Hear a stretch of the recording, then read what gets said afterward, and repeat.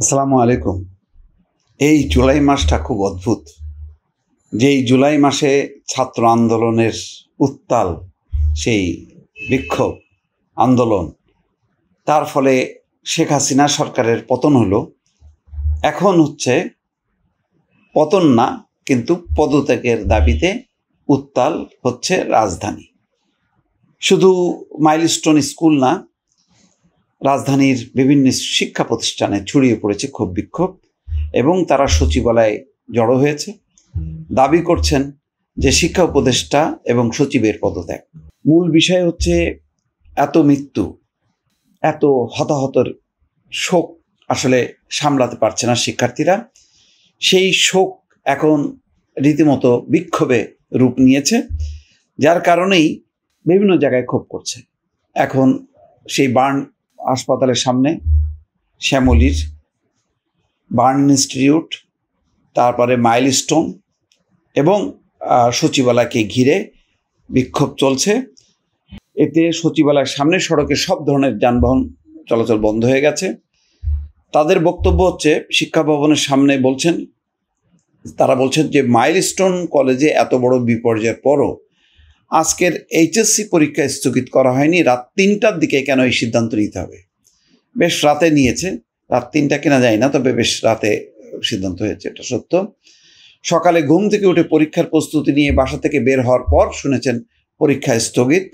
এমন অবিবেচক শিক্ষা উপদেষ্টা এবং সচিবকে আর দেখতে চাই না, তাই তাদের পদত্যাগের দাবিতে সচিবালয়ের সামনে এসেছি। প্রত্যক্ষদর্শীরা বলছেন, বেলা 2:30টার দিকে বিক্ষোভ মিছিল নিয়ে সচিবালয়ের 1 নম্বর গেটের সামনে অবস্থান নেন শিক্ষার্থীরা। তারা ভুয়া এবং আমার ভাই মরল কেন, প্রশাসন জবাব দে, এমন স্লোগান দিচ্ছে। আসলে এই ভুয়া এই যে স্লোগানটা, এটা কোনো ভালো স্লোগান না। এটা ওবায়দুল কাদের উচ্চারণ করতেন বিএনপি নেতাদের উদ্দেশ্যে বা বিএনপি বিরোধী দলের উদ্দেশ্যে। এই বাজে একটা স্লোগান বা বাজে একটা শব্দ চয়নটা দেখেন কিভাবে সঞ্চারিত হয়েছে, যে আজকে ওই কাদের সাহেবদের পতন ঘটছে, কিন্তু ওই স্লোগান থেকে গেছে। এখন এই ভুয়া শব্দ উচ্চারিত হচ্ছে এখন সরকারের বিরুদ্ধে। আজকে ওই মাইলস্টোনে আসিফ নজরুল, সিআর আবরার, প্রেস সচিবকে ঘিরে সেখানেও ভুয়া শব্দ শোনা গেল, আর এখন শোনা যাচ্ছে সচিবালয়কে ঘিরে। পরিস্থিতি আসলে ভালো না। মানে এই যে ক্ষোভ বিক্ষোভ, ব্যর্থতা, এবং এটি সরকার, আমি বারবার বলি যে একটা রাজনৈতিক সরকার জরুরি। এই ধরনের সরকারের লম্বা সময় থাকা উচিত না। এটা বারবার নানা ঘটনায় কিন্তু প্রমাণিত হচ্ছে।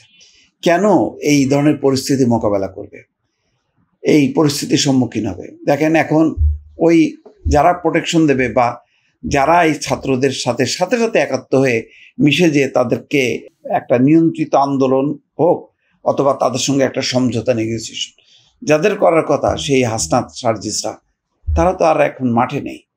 তারা ড্রয়িং রুমে চলে গেছে, সচিবালয়ে চলে গেছে, বা বদ্ধ ঘরে চলে গেছে। এখন অন্যরা বিক্ষোভ করছে, তার মানে তাদের সঙ্গে আর সংযোগ নেই। এখন ফলে সরকার এখন বেকায়দা, সরকারের পক্ষে আর কোনো রাজনৈতিক শক্তি নেই। এই জন্য রাজনৈতিক শক্তিকেই উচিত এইসব পরিস্থিতি মোকাবেলা করা। সেটা তো ওনারা সংস্কার, বিচার, দ্বিকক্ষের পার্লামেন্ট, সংখ্যানুপাতিক নির্বাচন, নানান রকম কথাবার্তা বলে এই নির্বাচন যত পিছিয়ে দিচ্ছে, একটা ঘটনা ঘটতেছে আর এলোমেলো একটা অবস্থা। সেই গোপালগঞ্জের ঘটনা বলি আর অন্যান্য ঘটনা বলি, এখন একটা দুর্ঘটনা ঘটছে। সেই দুর্ঘটনা নিঃসন্দেহে, এটা ঘটনা তো বটেই, কিন্তু এটা একটা ঝুঁকিপূর্ণ বিষয় ছিল। এটা আগেই বলেছি যে এরকম জনবহুল বসতির মধ্যে কোনো প্রশিক্ষণ বিমান চলাচল করতে পারে না। এটা শিক্ষিত বিমান চলাচল করতে পারে। এছাড়াও বিমানবন্দরের অবস্থানটাও আরও দূরে সরার দরকার ছিল, যেখানে আশেপাশে এইরকম ঘনবসতি থাকবে না। যাই হোক, এটা একটা শিক্ষা।